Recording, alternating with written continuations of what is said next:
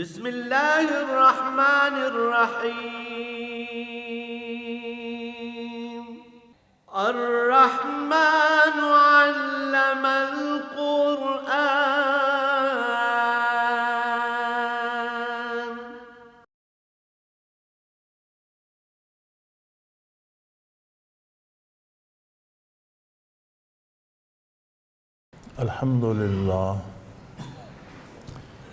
الحمد للہ رب العالمین والصلاة والسلام علی حبیبہ محمد وآلہ وصحبہ اجمعین اعوذ باللہ من الشیطان الرجیم بسم اللہ الرحمن الرحیم اللہ الذی سخر لکم البحر لتجری الفلک فیہ بأمرہ ولتبتغوا من فضلہ ولعلکم تشکرون وَسَخَرَ لَكُم مَّا فِي السَّمَاوَاتِ وَمَا فِي الْأَرْضِ جَمِيعًا مِّنْهُ إِنَّ فِي ذَلِكَ لَآيَاتٍ لِقَوْمٍ يَتَفَكَّرُونَ اللهم سبحانك لا علم لنا إلا ما علمتنا إنك أنت العليم الحكيم مولاي صل وسلم دائما أبدا على حبيبك خير الخلق كلهم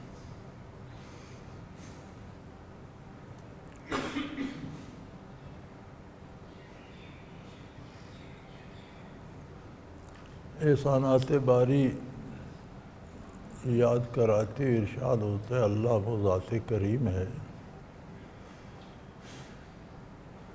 سخرکم البحر تمہارے لیے سمندروں دریاؤں کو پانیوں کو بھی مسخر کر دیا یعنی تم انہیں استعمال میں لاتے ہو ان سے فائدہ حاصل کرتے ہو لتجری الفلک فیہ بامرہ اللہ کی اجازت سے اللہ کے حکم سے تم ان کو ذرائع سفر کے طور پر استعمال کرتے ہو کشتیاں اور جہاز چلاتے ہو بے شمار نعمتیں اس نے رکھ دیں خوراک رکھ دی تمہاری مچھلیاں پکڑتے ہو استعمال کرتے ہو اس کی تہ میں موتی اور رزق کے ذرائع رکھ دیے اب تو سمندروں کی تہ سے تیل تک نکال رہے ہو تو جس طرح چاہتے ہو ان سے فائدہ حاصل کرتے ہو یہ اس ذات کریم کا کرم ہے کہ اس نے تمہارے لیے مسخر کر دیے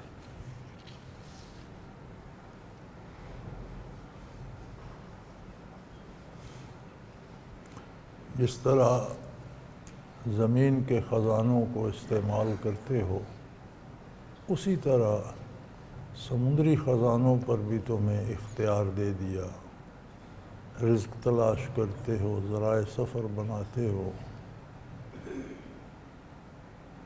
یہ سارے احسانات اس بات کا تقاضا کرتے ہیں لعلکم تشکرون کہ تم اس ذات کریم کا شکر ادا کرو قدرت جو ان سے کام لیتی ہے وہ تو الگ ہے جیسے بھاپ بنتی ہے بادل بنتے ہیں بارش ہوتی ہے یہ تو کام اللہ کریم ان سے لیتا ہے تم خود بھی تو بے شمار فوائد حاصل کرتے ہو براہ راست رزق حاصل کرتے ہو بے شمار سمندری خزانے زر و جواہر حاصل کرتے ہو بے شمار جڑی بوٹیاں سمندر سے آتی ہیں دوائیں بناتے ہو تیل کے ذخائر دریافت کر لیے انسانوں نے سمندروں کی تہ سے تیل نکالا جا رہا ہے ذرائع آمد و رفت کے طور پر استعمال کرتے ہو تو یہ ساری چیزیں اللہ نے تمہارے لیے آسان کر دی ہیں اور اس لیے آسان کر دیا لِتَبْتَغُوا مِنْ فَضْلِهِ کہ تم اس کی مہربانی سے اس میں رزق اور آسانیاں اور زندگی کی سہولیات پاؤ اس سب کا تقاضا یہ ہے وَلَعَلَّكُمْ تَشْكُرُونَ تاکہ تم اس کا شکر ادا کرو شکر ایک بہت وسیع لفظ ہے کہ شکر، اللہ کا شکر کیسے ادا کیا جائے، اور اس پر بہت لکھا گیا، بڑا بیان کیا گیا، مختلف اہل اللہ کی طرف بے شمار مختلف اقوال منسوب ہیں، انہوں نے یہ فرمایا، انہوں نے یہ، لیکن سب کا ما حصل اور اتفاق ایک بات پر ہے کہ شکر ادا کرنے کا سب سے اعلیٰ طریقہ اللہ کی اطاعت ہے، اور سب سے بڑی ناشکری عدم اطاعت ہے۔ اطاعت نہ کرنا ناشکری ہے، اللہ کریم کی اطاعت کرنا یہ شکر ادا کرنے کا سب سے اعلیٰ طریقہ ہے۔ تو فرمایا یہ ساری نعمتیں تمہیں اس لیے دی ہیں کہ تم صدق کے دل سے اس کے ممنون ہو جاؤ، اس کی اطاعت کرو، اس کی عظمت کے قائل ہو جاؤ، اس کے احسانات کو مانو۔ پھر یہی نہیں کہ اس نے تمہارے لیے سمندروں کو مسخر کر دیا ہے، تم استعمال کرتے ہو۔ وَسَخَرَ لَكُم مَّا فِي السَّمَاوَاتِ وَمَا فِي الْأَرْضِ جَمِيعًا مِّنْهُ، اس نے تو ارض و سما کو تمہارے لیے ذریعہ آرام، سکون اور ذریعہ رزق اور بے شمار سہولتوں کا سبب بنا دیا۔ آسمانوں میں جتنے ستارے، سیارے، ایک بے شمار وسیع کائنات ہے،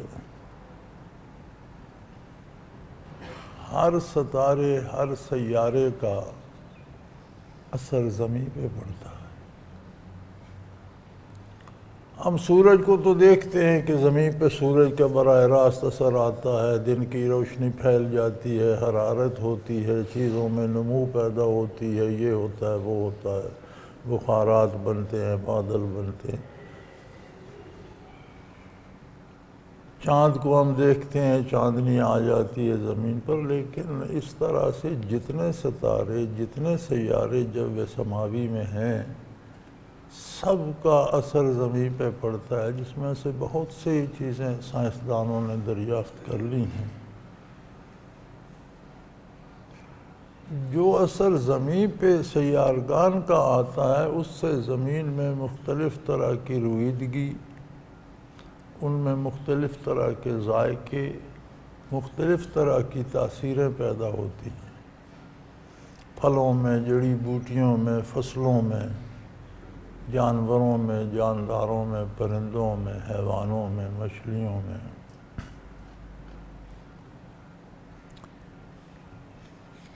ایسے عجیب اثرات ہوتے ہیں کہ سویڈن میں بندرگاہ جو تھی، اس میں اکثر مد و جزر پانی میں آتا رہتا تھا۔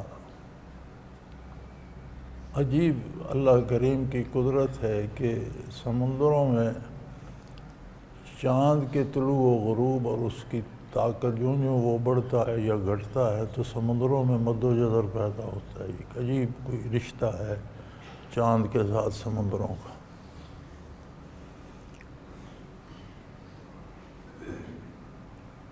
تو حکومت نے، کافی سال پہلے کی بات ہے، حکومت نے یہ فیصلہ کیا کہ ایک دیوار بنا دی جائے جس میں جہازوں کے آنے جانے کا صرف راستہ رکھا جائے، باقی جو سمندری مد و جزر ہے وہ بندرگاہ کو خراب نہ کرے، ڈسٹرب نہ کرے۔ چنانچہ انہوں نے سمندر میں ایک رکاوٹ کھڑی کر دی کہ جو لہریں اٹھتی ہیں اس دیوار سے ٹکرا کر پیچھے چلی جائیں اور بندرگاہ میں پانی ساکن رہے۔ پانی تو ساکن ہو گیا، لیکن ہوا یہ کہ اس میں جتنی مچھلیاں تھیں چند دنوں بعد وہ مرنا شروع ہو گئیں اور پانی پر تیرنے لگیں۔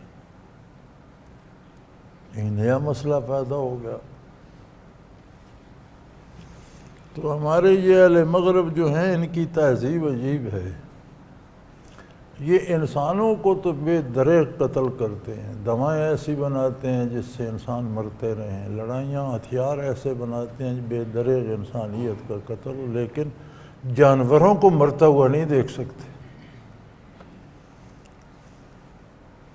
تو بڑا شور اٹھا کہ اتنی مچھلیاں مر گئی ہے وہ ہوا۔ جب ریسرچ کی گئی کہ وجہ کیا ہے تو پتہ چلا کہ یہ جو دیوار بنائی ہے نا، تو سمندر میں جب پانی اتھل پتھل ہوتی، جوار بھاٹا آتا ہے تو نیچے کا پانی اوپر کا نیچے چلا جاتا ہے تو آکسیجن برابر رہتی ہے۔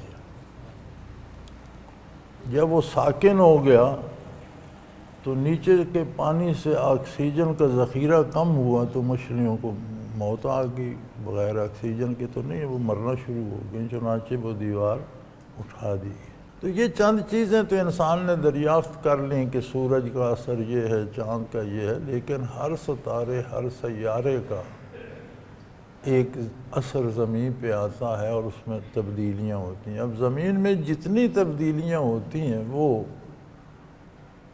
بالآخر نتیجتاً ان سے انسان استفادہ کرتا ہے۔ کوئی اس کی دوا کے کام آتا ہے، کوئی چیز اس کی غذا بن جاتی ہے، کہیں اس کا لباس بنتا ہے، کہیں اس کے مکان کا میٹیریل بنتا ہے۔ تو ساری چیزیں فرمایا تمہارے لیے مسخر کر دیں کہ تم ان کو استعمال میں لاؤ۔ بے شمار جانور پیدا کر دی۔ اب جتنے حلال جانور ہیں،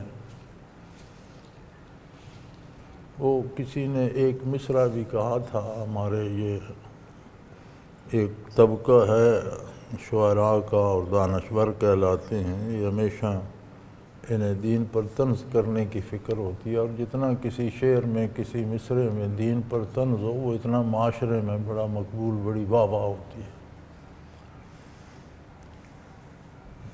تو قربانی کے بارے کسی نے ایک مصرع کہا تھا کہ وہی ذبح بھی کرے اور وہی لے ثواب الٹا، کہ عجیب بات ہے کہ ذبح تو جانور ہوتا ہے، انسان اس کو مار بھی دیتا ہے اور ثواب بھی انسان کو ملتا ہے۔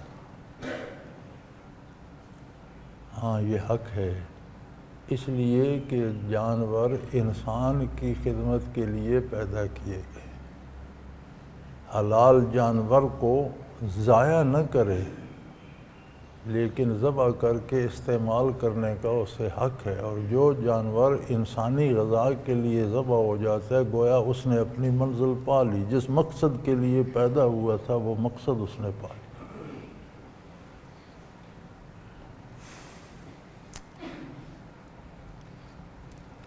حضرت شاہ اسماعیل شہید رحمۃ اللہ تعالیٰ علیہ شکار کے بڑے عادی تھے، شکار کیا کرتے تھے، اور دہلی کے نواح میں بڑا شکار ہوتا تھا، بے شمار ہرن ہوتے تھے، ویرانے تھے ارد گرد، میدان بھی تھے، جنگلات بھی تھے۔ تو ان سے کسی نے کہا کہ یہ جنگلی جانور ہوتے ہیں بیچارے، آزادی سے گھوم پھر رہے ہوتے ہیں، آپ انہیں، اس زمانہ تو تیروں کا، تلواروں کا تھا، تو آپ انہیں تیروں سے گرا کر شکار کر لیتے ہیں۔ انہوں نے فرمایا شکار میں دو باتیں ہیں، ایک بات تو یہ ہے کہ چھپنا، شکار کو تلاش کرنا، گھات لگانا، اتنے قریب جانا کہ اس پہ تیر چلایا جا سکے، پھر اسے گرا لینا، یہ ساری جہاد کی مشق ہے، یہ ساری فوجی ٹریننگ ہے۔ دشمن کو تلاش کیا جائے، اس کے قریب پہنچا جائے، اسے گرا لیا جائے۔ دوسری بات یہ ہے کہ سب سے پاکیزہ رزق ہوتا ہے جو شکار کا ہوتا ہے، کہ اللہ کا مال ہے اور بندہ شکار کر کے براہ راست اللہ سے لے لیتا ہے، درمیان میں نہ کوئی دوسرا مالک ہے، نہ کوئی قصاب ہے، نہ کوئی بیچنے والا ہے، نہ خریدنے والا ہے۔ تو یہ اطیب الرزق ہوتا ہے، سب سے پاکیزہ رزق۔ جس بات کی تمہیں فکر ہے، حلال جانور اللہ نے انسان کی خوراک بنائے ہیں، ضائع نہ کرے، اتنے نہ مارے جو ضرورت نہیں ہے، ضرورت کے لیے شکار کرے یا ذبح کرے تو یہ اس جانور اپنے مقصد کو پہنچ گیا، وہ اسی لیے پیدا کیا گیا۔ تو فرمایا یہ باقی بھی تو ساری اسی کی مخلوق ہے، کسی پر تم سواری کرتے ہو، کسی کے کھال استعمال کر رہے ہو، کسی کی ہڈیاں استعمال کر رہے ہو، کسی کا گوشت کھا رہے ہو، کسی کا دودھ پی رہے ہو، یہ تمہاری طرح جاندار ہیں، مخلوق ہے، مالک ان کا بھی وہ ہے، پیدا اس نے کیا ہے، یہ تمہیں اس نے فضیلت دے دی اور ان سب کو تمہارے تابع کر دیا کہ یہ تمہاری ضرورتوں میں کام آئیں۔ ان فی ذلک لآیات لقوم یتفکرون، جو لوگ ذرا سمجھ رکھتے ہیں، ذرا سا تفکر کرتے ہیں، کبھی بیٹھ کر سوچتے ہیں، ان کے لیے تو ان میں بڑے دلائل ہیں عظمت الہی کے، انہیں تو اللہ کا ہمہ وقت شکر ادا کرنا چاہیے۔ قل للذین آمنوا یغفروا للذین لا یرجون ایام اللہ لیجزی قوما مما کانوا یکسبون۔ بڑا خوبصورت سلیقہ بتایا قرآن کریم نے کہ اے میرے حبیب، جو ایمان لائے ہیں، جنہوں نے آپ کا دامن تھاما ہے صلی اللہ علیہ وسلم، ان سے فرما دیجئے یغفروا للذین لا یرجون ایام اللہ، جو اللہ کے احسانات کو نہیں مانتے، اس کی عظمت پہ یقین نہیں رکھتے، ان سے درگزر کرو، انہیں برداشت کرو۔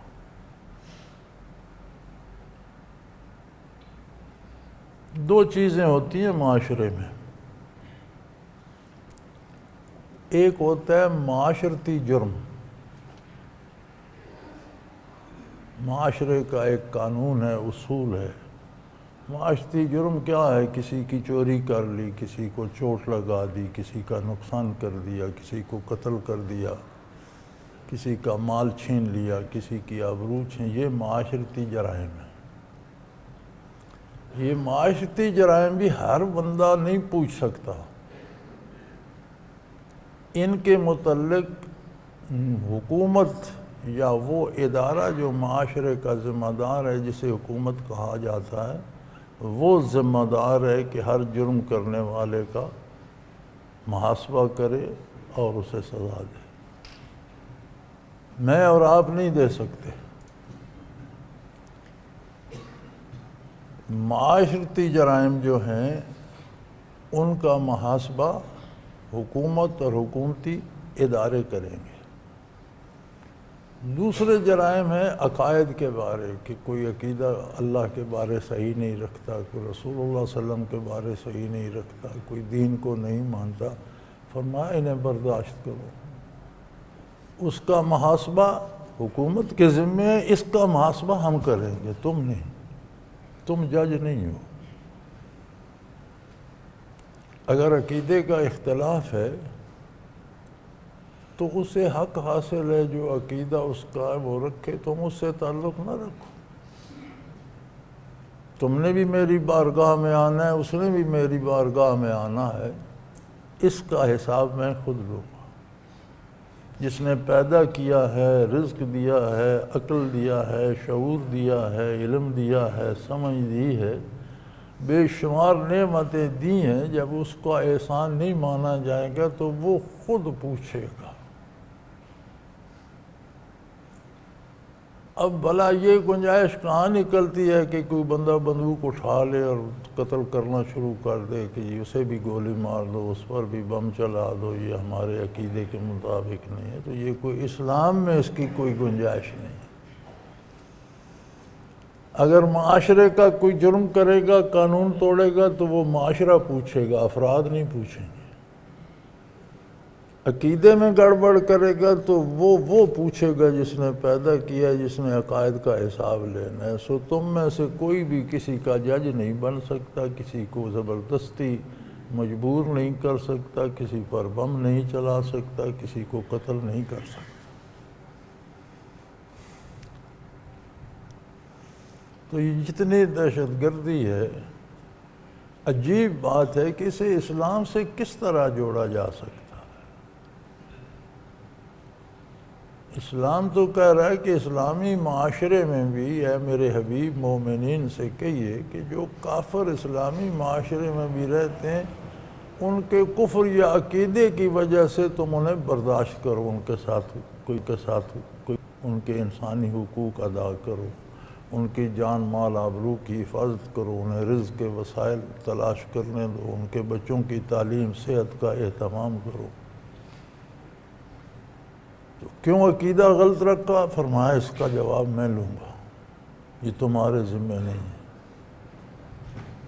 تو اسلام میں تو کسی کے ساتھ زبردستی کرنے کی کوئی گنجائش نہیں ہے، نہ عقیدے کے اعتبار سے نہ عمل کے اعتبار سے۔ عقیدے کے بارے اللہ کریم خود پوچھیں گے، اعمال میں کردار میں کرتا ہے تو وہ حکومت وقت کی ذمہ داری ہے، نہیں حکومت پوچھے گی تو حکومت سے بھی اللہ پوچھ لیں گے کہ تم نے انصاف کیوں نہیں کی۔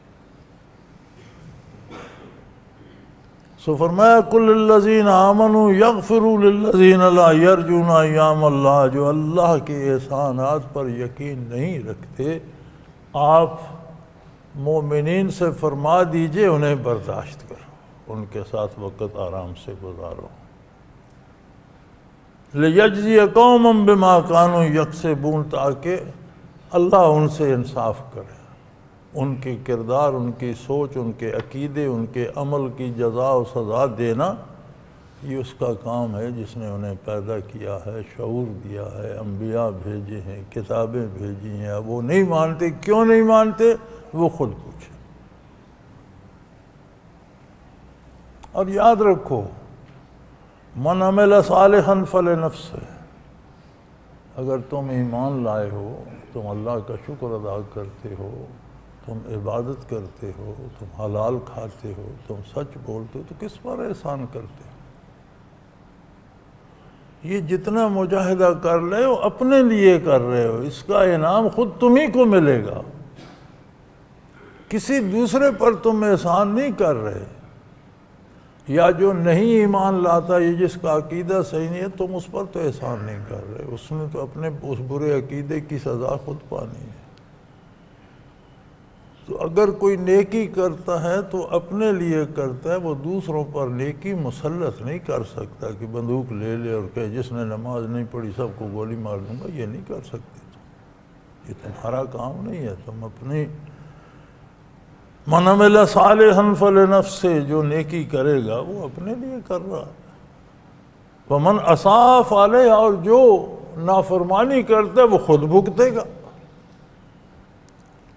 جو معاملہ جو اس کی جواب دہی اللہ کریم نے کرنی ہے، اس میں تمہاری مداخلت کی کیا ضرورت ہے، وہ خود پوچھ لے گا۔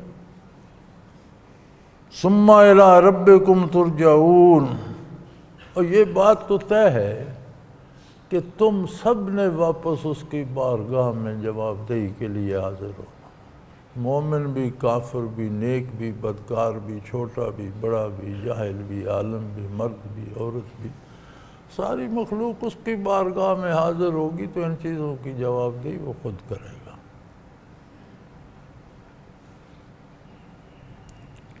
انسانی مزاج پر بحث کرتے ہوئے فرمایا کہ عظمت الہی سے جب یہ ناآشنا ہوتا ہے تو پھر اسے اپنی بڑائی کی فکر پڑ جاتی ہے، پھر یہ اس میں لگ جاتا ہے کہ میں سب سے بڑا ہوں، جو میں کہتا ہوں وہ سب کو ماننا چاہیے، جو میں کہوں وہ سب کو کرنا چاہیے، میری رائے مانی جائے۔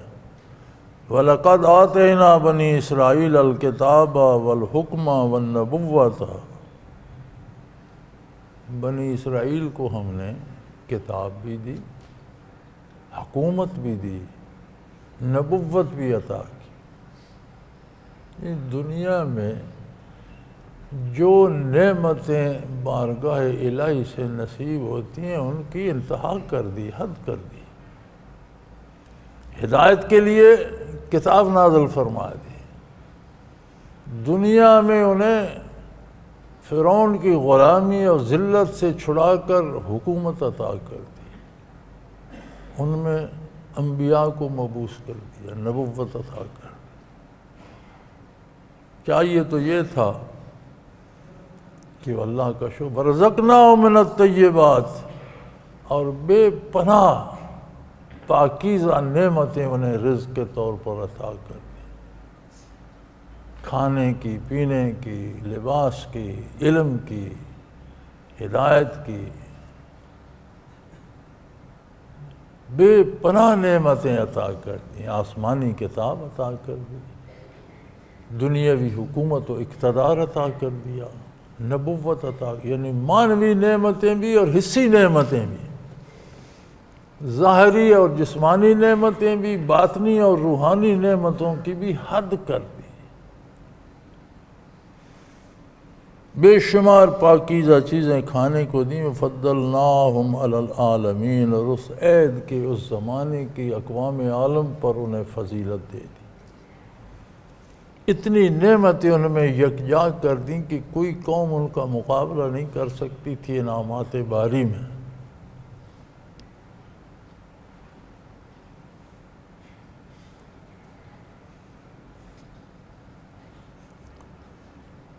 اللہ اللہ اللہ، تورات عطا فرمائی، موسیٰ علیہ السلام کو مبعوث فرمایا، اقتدار، ملک، خطے زمین، حکومتیں دیں،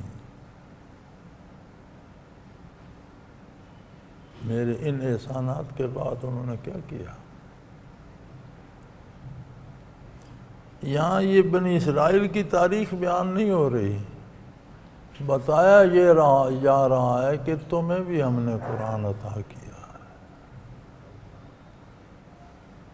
تم میں بھی محمد الرسول اللہ صلی اللہ علیہ وسلم کو مبعوث کیا، تمہیں بھی بے شمار خطہ زمین پہ اقتدار دے دیا، تم کیا کر رہے ہو؟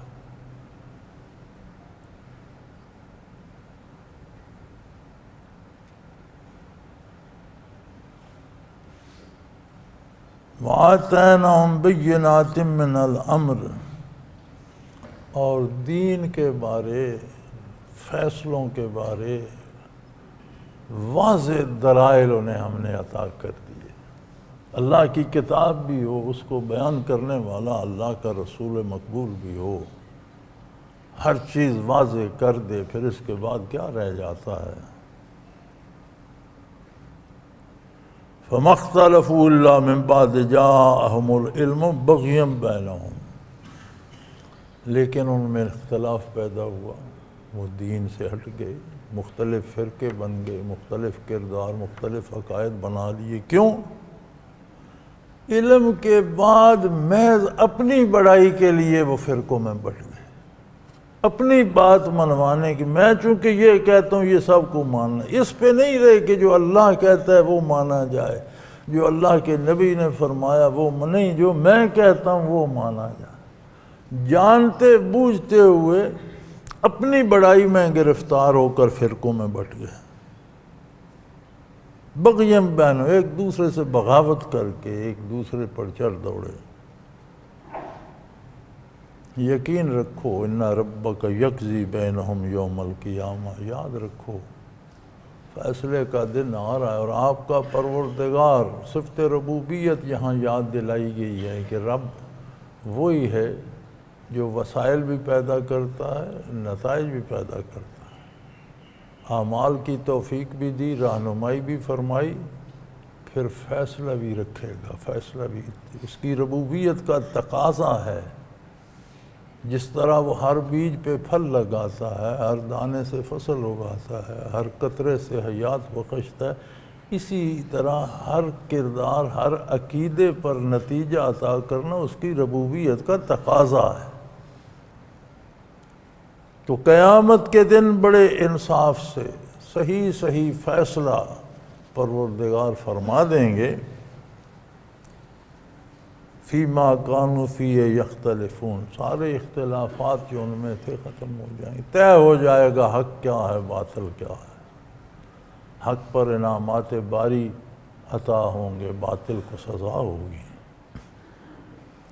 رہی آپ صلی اللہ علیہ وسلم کی بات، یہ تو بنی اسرائیل گزر گئے، اب رہی آپ کی بات، ثم جعلناک علی شریعۃ من الامر فاتبعھا، تو اے میرے حبیب آپ کو ہم نے بہت خوبصورت طرز حیات عطا فرما دیا ہے، عقائد سے لے کر اعمال تک۔ دو ہی تو بنیادیں ہوتی ہیں کردار کی، عقیدہ اور عمل۔ عقیدہ بنیاد ہے جسے ایمان کہتے ہیں، عمل اس کا گواہ ہے۔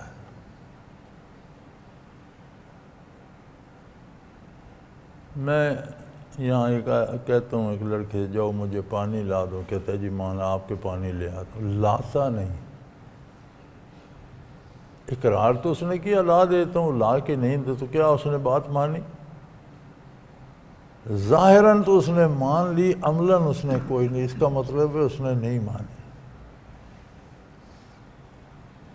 تو ظاہراً کہہ دینا کہ میں مسلمان ہوں اور اس پر عمل نہ کرنا بالکل یہی بن جاتی ہے۔ لیکن وہ ایسا کریم ہے، وہ کہتے ہیں جو ظاہراً بھی ہاں کر دے گا میں اس کے ہاں بھی ضائع نہیں کروں گا، اس پر بھی اجر دوں گا۔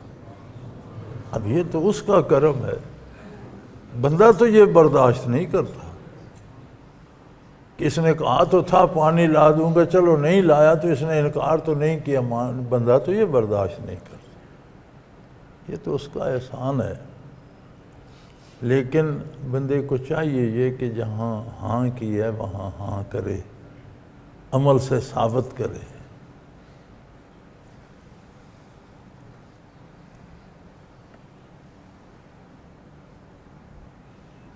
تو آپ کو تو ہم نے واضح شریعت، واضح دین، واضح راستہ، احکام شریعت، حلال حرام، جائز ناجائز سب بتا دیا ہے۔ فاتبعھا، اے میرے حبیب اس کا اتباع کی، اس پہ قائم رہی۔ ساری امت کے لیے حکم ہے اور خطاب صرف نبی کریم صلی اللہ علیہ وسلم کو ہے۔ یہ انداز تخاطب ہوتا ہے اس قانون کی اہمیت کا۔ آپ ایک قانون ملک میں بناتے ہیں اور کہتے ہیں اس سے صدر اور وزیر اعظم بھی مستثنیٰ نہیں، یہ قانون ان پر بھی لاگو ہوگا، تو اس کا مطلب ہے کہ ساری پبلک سمجھ لے کہ یہ ہم پر ضرور لاگو ہوگا، اس سے تو سربراہ مملکت کو بھی استثناء نہیں، ہم کس کھیت کی مولی ہیں۔ تو جو حکم آقا نامدار صلی اللہ علیہ وسلم کو مخاطب کر کے دیا جا رہا ہے تو پوری امت یہ جان لے کہ اس کی سخت ترین پابندی میرے لیے لازم ہے۔ کیوں؟ آپ کے پاس شریعت ہے، اللہ کا دین ہے، اللہ کا قانون ہے اور دلائل کے ساتھ ہے، نبوت ہے، رحمت للعالمین صلی اللہ علیہ وسلم کے ارشادات عالی ہیں، فاتبع، ان پر جم کر رہو۔ وَلَا تَتَّبِعْ آواء الَّذِينَ لَا يَعْلَمُونَ، جاہلوں کی باتوں کے پیچھے مت جا۔ یہ دین کے خلاف جتنا پراپوگنڈا ہوتا ہے اللہ کے نہیں فرماتے یہ سب جہالت، بے وقوفی، نادانی، یہ نہیں جانتے۔ جہالت ہوتی ہے نہ جاننا۔ ایک آدمی بہت سا پڑھ جائے، 3-4 دفعہ MA کر لے، PhD کر لے، اور اسے نہ اللہ کا پتہ ہو، نہ اللہ کے رسول کا، نہ دین کا، نہ آخرت کا، تو جن مضمونوں میں پڑھا ان میں تو عالم ہوگا، دین کے معاملے میں تو جاہل ہی رہا۔ ایک آدمی بہت فاضل ہے، مفسر ہے، محدث ہے، فقیہ ہے، اسے گاڑی چلانا نہیں آتی، ڈرائیونگ نہیں سیکھتا، تو ڈرائیونگ کے معاملے میں تو جاہل ہے۔ اسی طرح فرمایا یہ جو بڑے دانشور بنتے ہیں اور طرح طرح کے شوشے اور طرح طرح کے رواج اور رسومات نکالتے ہیں اور عظمت الہی سے نا آشنا ہیں، معاشرے میں برائی، بے حیائی اور بدعقیدگی پھیلاتے ہیں، یہ جاہل ہیں، عظمت الہی سے نا آشنا ہیں۔ وَلَا تَتَّبِعْ آواء الَّذِينَ، ان کی فضول باتوں پر کان مت دھریے۔ ہماری سب سے بڑی شکایت یہ ہوتی ہے نا جی، کیا کریں، زمانہ ہی ایسا ہے، معاشرہ ہی ایسا ہے، ٹی وی پر، موبائل پر، انٹرنیٹ پر، ہر طرف بے حیائی. ہم کیا، اللہ کریم نے آسان سا نسخہ بتایا. جو بات دین کے خلاف ہے وہ نہ سنو، پرواہ نہ کرو. عجیب بات ہے، معاشرے سے برائی لے لیتے اور دین کی پرواہ کرنا چھوڑ دیتے ہو، یہ کیا بات ہے؟ ایک طرف کو چھوڑتے ہیں تو دوسری طرف جاتے ہیں نا. تو یہ عجیب بات ہے کہ تم باطل لے لیتے ہو معاشرے سے، اور اللہ کے نبی اور اللہ کی کتاب سے جو دلائل اور دین ملا ہے وہ چھوڑ دیتے ہو. دین کو قابو کرو، ان کو دفع کرو، ان کو جانے دو. بے وقوف جاہل لوگ ہیں، اپنا انجام پا لیں گے، معاشرہ تمہارا کیا بگاڑے گا.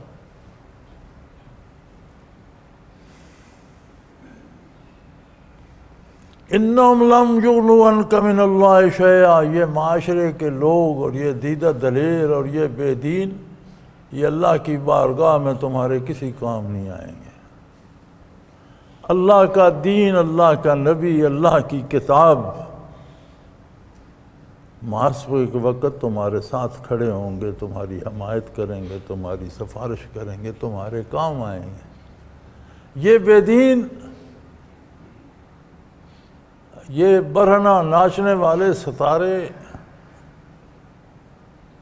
اور بے دینی کی طرف اور بے حیائی کی طرف راغب کرنے والے لوگ، یہ فضول بحثیں کرنے والے دانشور، بے حیائی اور برائی پھیلانے والے لوگ، یہ نہ جہاں تمہارا کوئی سنوار سکتے ہیں، نہ تمہارا حساب کے دن ساتھ دیں گے. یہ تو تمہارے کے، تو پھر ان کا دامن کیوں تھامتے ہو؟ یہ کیا شکایت ہوئی؟ معاشرہ تمہیں کیوں بدلتا ہے؟ تم معاشرے کو کیوں نہیں بدلتے؟ فرمایا یہ جاہل لوگ ہیں، عظمت الہی سے ہی نہ آشنا ہیں، تو پھر انہوں نے پڑھا لکھا ہے، میں BA کر لیا تو کیا کر لیا، الف بے جیم یاد کر لیا تو کیا کر لیا، جب عظمت الہی سے، شرم و حیا سے، دین اور بے دینی سے، حق اور باطل سے بیگانہ ہے، تو اس سے بڑی جہالت کیا ہوگی؟ اور پھر اللہ کی بارگاہ میں یہ تمہارے کام نہیں آئیں گے کہ ان کا ساتھ دو تو یہ قیامت کو بخشوا لیں گے. نہیں.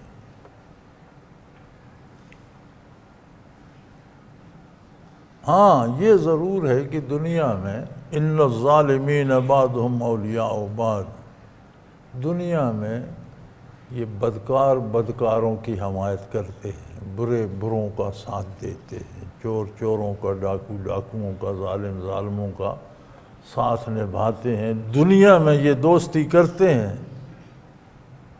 لیکن ایک اور بات ہے، ظالم کا ظالم دوست ہے، لیکن فرمایا واللہ ولی المتقین، جو اللہ کا دین تھام لیتے ہیں اللہ ان کا دوست ہے. وہ بدماش سے بدماش دوستی کرتا ہے، کافر سے کافر دوستی کرتا ہے، تو تم کیوں گھبراتے ہو؟ جب تم نے دین کا دامن تھا تو اللہ تمہارا دوست ہے، پھر تمہیں کس بات کا غم؟ اور وہ مخلوق ہے، وہ بھی عاجز مخلوق ہے، اس کی دوستی اسے کیا کرے گی؟ دنیا میں 4 دن حمایت کرے گا، آخرت میں اس کے خلاف گواہی دے گا. وہ کہے گا اس نے مجھے گمراہ کیا تھا، وہ کہے گا اس بدماش نے مجھے گمراہ، ایک دوسرے کے خلاف بولیں گے. اور جو ایمان پہ قائم ہوتا ہے، جو تقوی، اس کا دوست تو اللہ ہے. اب اس سے زیادہ تمہیں کیا چاہیے؟ یہ جو ہم کہتے ہیں نا ولی اللہ، یہ ولی اللہ کوئی نہیں ہوتا، ہر مومن ولی اللہ ہے. اللہ ولی الذین اللہ ولی المتقین، اللہ متقیوں کا ولی. ہم جو کہتے ہیں ولی اللہ، یہ ہمارا گمان ہے کہ یہ اللہ کا ولی ہے، یہ ہمارے پاس رسید نہیں ہے کہ واقعی یہ ولی ہے یا نہیں. ہر مومن جو با عمل اور شریعت پر عمل کا، اس کی رسید قرآن میں موجود ہے. اللہ کہتا ہے میں اس کا ولی ہوں. تو بھائی انسان کتنا بھی بڑا ہو، اس کی دوستی کہاں اور کہاں اللہ کی دوستی. تو اس بات سے کیوں گھبراتے ہو کہ یہ فلاں ملک فلاں سے مل گیا، امریکہ ہندوستان سے مل گیا، فلاں. وہ ملتا رہے بھائی، جو جس سے ملتا ہے. تم اگر تمہارا دامن صاف ہے اور تم نے دامان رسالت تھام ہوا تو اللہ تمہارے ساتھ ہے، پھر تمہیں کیا؟ پتہ ہے ہم شکوے کیوں کرتے ہیں؟ اس لیے کہ ہم نے ادھر بھی تو نبھائی نہیں نا، ہم نے نہ اللہ سے وفا کی، نہ اللہ کے قرآن سے کی، نہ اللہ کے نبی سے کی، نہ اللہ کے دین سے کی، تو پھر ہم بھی اسی بات کو روتے رہتے ہیں کہ کافر طاقتیں ہمارا ساتھ کیوں؟ فرمایا کافر کافر کا ساتھ دیں گے، ظالم ظالم سے دوستی کرے گا، برا برے سے دوستی کرے گا۔ جو لوگ دامان رسالت تھام کر خلوص سے اس پر عمل کرتے ہیں ان سے اللہ دوستی کرتا ہے۔ تمہارے ساتھ اللہ ہے، پھر تمہیں کیا؟ ہر مسلمان ولی اللہ ہے بشرطے کہ وہ اس کا عقیدہ بھی درست ہو اور عمل بھی پوری کوشش اور دیانتداری سے کرے، تو ایک درجہ ولایت کا ہر بندے مومن کو حاصل۔ اب اس سے ترقی کرے، اس میں خلوص پیدا کرے اور برکات حاصل کرے وہ اور بات ہے، لیکن بنیادی طور پر ہر مومن ولی اللہ ہے۔ ھذا بصائر للناس وہدی ورحمۃ لقوم یوقنون، یہ باتیں، یہ قرآن کریم، یہ ارشادات باری، یہ ان کی تشریح، یہ سنت رسول اللہ صلی اللہ علیہ وسلم، ارشادات نبوی، یہ کیا ہے؟ بصائر للناس، یہی لوگوں کی آنکھیں کھولنے والی چیزیں ہیں، یہی بصائر ہیں، یہی بصارت ہے، یہی بصیرت ہے، یہی دانائی ہے، وہدا، اور یہی دنیا کا ہر کام کرنے کا صحیح ترین طریقہ ہے جو اللہ نے، اللہ کے حبیب نے، اللہ کی کتاب نے بتایا ہے، اور اس کے ساتھ پھر رحمہ، اور یہ اللہ کی رحمت ہے۔ عقیدہ بھی اور ہر عمل بھی سبب ہے اللہ کی رحمت کے حصول کا، صرف دنیاوی راحت کا نہیں، دنیاوی سکون کا نہیں، دنیاوی فائدے کا نہیں، اللہ کی رحمت کا سبب ہے۔ لقوم یوقنون، لیکن ان لوگوں کو نصیب ہوتا ہے جنہیں دولت یقین نصیب ہو، جو اس بات پہ نہ رہیں ہاں جی کہتے ہیں آخرت تو ہے، اب دیکھی جائے گی، پتہ نہیں کیا ہے کیا نہیں ہے، کس نے دیکھا ہے، خیر ہے جائیں گے تو دیکھی جائے گی۔ اور میں انہیں اس سے سمجھ نہیں آتا جو یقین کی دولت سے مالا مال ہو جاتے ہیں، جو دامان رسالت کو قوت یقین سے تھامتے ہیں، جو اعتبار کا اعلیٰ درجہ یقین ہے۔ آپ ایک بات کرتے ہیں، میں کہتا ہوں مجھے آپ کی بات پر اعتبار ہے، لیکن پھر میرے دل میں خیال آتا ہے کہ شاید پتہ نہیں کہیں کوئی گڑبڑ نہ ہو، تو وہ یقین نہیں ہے، اعتبار تو ہے، یقین نہیں ہے۔ ایک بندہ کوئی بات کرتا ہے، دوسرا کہتا ہے بالکل مجھے جو تم نے کہہ دیا ٹھیک ہے، اس میں کوئی اس کے دل میں کھٹ نہیں آتی، یہ یقین ہے۔ فرمایا جو دامان رسالت یقین سے تھامتے ہیں کہ جو آپ نے کہا حق ہے، اس میں کوئی کھٹ نہیں آتی، ان کو اس سے چشم کشائی بھی نصیب ہوتی ہے، ہدایت بھی نصیب ہوتی ہے، رحمت الہی بھی نصیب ہے۔ اور جن کے دل میں یہ کلمہ تو پڑھ لیا لیکن کیا پتہ کیا ہوگا، جائیں گے تو دیکھیں گے، فرمایا انہیں سمجھ نہیں آتی، نہ ان کی بصارت کھلتی ہے، نہ انہیں ہدایت نصیب ہوتی ہے، نہ وہ رحمت الہی کو پا سکتے۔ ام حسب الذین اجترحوا السیئات ان نجعلہم کالذین آمنوا وعملوا الصالحات، یہ جو برائی کرتے ہیں، نافرمانی کرتے ہیں، انہوں نے یہ سمجھ رکھا ہے کہ برائی کرنے والے اور نیکی کرنے والے ایک جیسے ہی ہوں گے۔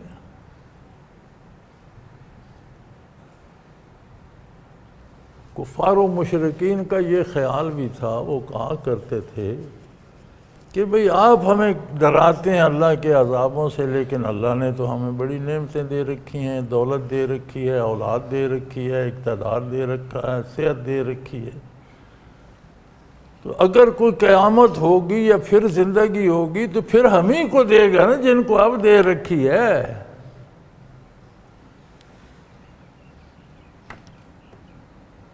فرمایا ان کا یہ خیال باطل ہے۔ کیا یہ سمجھتے ہیں کہ جو ایمان لائے اور جو انہوں نے نیک کام کیے اور جو انہوں نے کفر کیا اور برائی کی وہ ایک جیسے ہو جائیں گے؟ ایسا نہیں، ہر کام کا اپنا نتیجہ ہوگا۔ اور فرمایا زندگی میں دیکھ لو، یہ تو موت کے بعد کی بات ہے، اس پر یقین تو تب آتا ہے جب آپ کو اللہ کے رسول پر یقین اور اعتبار آئے صلی اللہ علیہ وسلم۔ سب سے پہلا درجہ یقین کا نبی کریم صلی اللہ علیہ وسلم کی ذات ہے۔ کوئی کہتا ہے میرا قرآن کے ساتھ ایمان ہے، قرآن اس نے کہاں سے لیا؟ کس نے کہا یہ قرآن ہے؟ وحی الہی کا کوئی دوسرا گواہ نہیں ہے سوائے حضور کے۔ تنہائی میں آئی یا مجلس میں وحی نازل ہوئی، صرف حضور نے سنی، کوئی دوسرا گواہ نہیں کہ جی میں بھی سن رہا تھا جبرائیل میں نے یہی کہا، نہیں، کوئی گواہ نہیں۔ آپ صلی اللہ علیہ وسلم کی صداقت اتنی مضبوط ہے کہ صرف اللہ کی گواہی کافی ہے۔ اللہ فرماتا ہے میں خود گواہ کافی ہوں، کسی کی ضرورت ہی نہیں۔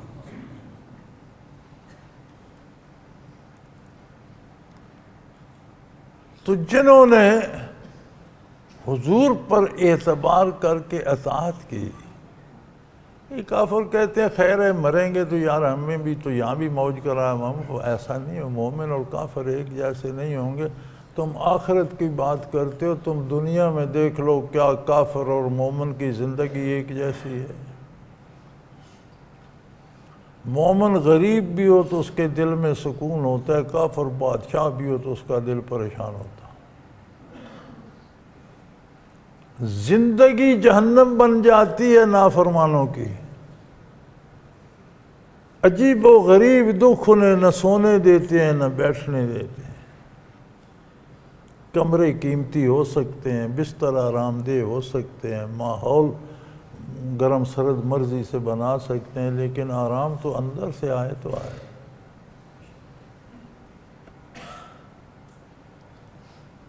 تو ان کی زندگی، یہ دنیا کی زندگی ایک جیسی نہیں تو آخرت کیسے ایک جیسی؟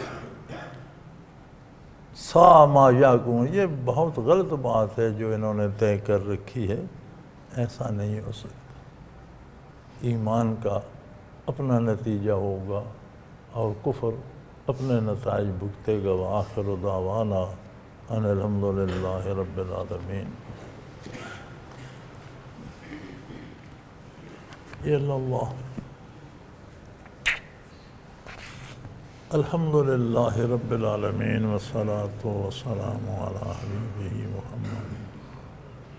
اللہم ربنا لا تقتلنا بغضبک ولا تہلکنا بعذابک واعف عنا وتب علینا۔ اللہم ربنا لا تسلط علینا من لا یرحمنا، انت ولینا فی سفرنا وحضرنا فی مالنا واہلنا، انت ولینا فی الدنیا والآخرہ، توفنا مسلمین والحقنا بالصالحین۔ اللہم انصر الاسلام والمسلمین۔ اللہم ربنا وفقنا لما تحب وترضى واجعل آخرتنا خیر من الاولی، وصلی اللہ تعالی علی حبیبہ محمد برحمتہ۔ اللہ اللہ اللہ اللہ اللہ اللہ اللہ اللہ۔ حضرت امیر محمد اکرم آوان مد ظلہ العالی دارالعرفان منارہ ضلع چکوال میں سالہ سال سے قرآن و حدیث کے اوپر خطابات کر رہے ہیں اور سلسلہ نقشبندیہ اویسیہ کے مطابق لوگوں کو ذکر الہی کی تربیت دے رہے ہیں۔ وہ قرآن پاک کی تفسیر ترتیب وار بیان کر رہے ہیں۔ تفسیر قرآن کو وہ موجودہ ملکی اور بین الاقوامی حالات کے مطابق بیان کرتے ہیں۔ موٹر وے سے کلر کہار کے انٹرچینج سے نکلتے ہوئے کلر کہار کی جھیل سے ہوتے ہوئے میانی، بوچھال اور نورپور سے گزرتے ہوئے دارالعرفان منارہ پہنچ سکتے ہیں۔ حضرت امیر محمد اکرم آوان نے بچیوں اور بچوں کی دینی اور دنیاوی تعلیم کے لیے سقارہ اکیڈمی کے نام سے ایک درسگاہ بھی قائم کی ہے، جس کا افتتاح ملک پاکستان کے صدر جنرل محمد ضیاء الحق نے اپنے دست مبارک سے کیا تھا۔ وہ تمام احباب جو اسلام کی طلب رکھتے ہیں ان سے گزارش ہے کہ دارالعرفان منارہ ضلع چکوال میں امیر محمد اکرم آوان صاحب کے خطابات سے مستفید ہوں۔ وہ ہر جمعے کو نماز سے پہلے بیان فرماتے ہیں۔ ہر ماہ کی پہلی اتوار کو ماہانہ اجتماع ہوتا ہے جس میں آپ خصوصی خطاب فرماتے ہیں اور پاکستان کے چاروں صوبوں سے احباب اس اجتماع میں شرکت کرتے ہیں۔ اس کے علاوہ یہاں سال میں 2 مرکزی اجتماعات بھی ہوتے ہیں، ایک رمضان المبارک میں اعتکاف کا اجتماع اور دوسرا جولائی اور اگست میں 40 دن کا اجتماع ہوتا ہے جس میں روحانی تربیت کی جاتی ہے۔ اپنا خون سیماب دے کر اتنا ہم کر جائیں گے، نام آقا کا چمن میں پھر رقم کر جائیں گے۔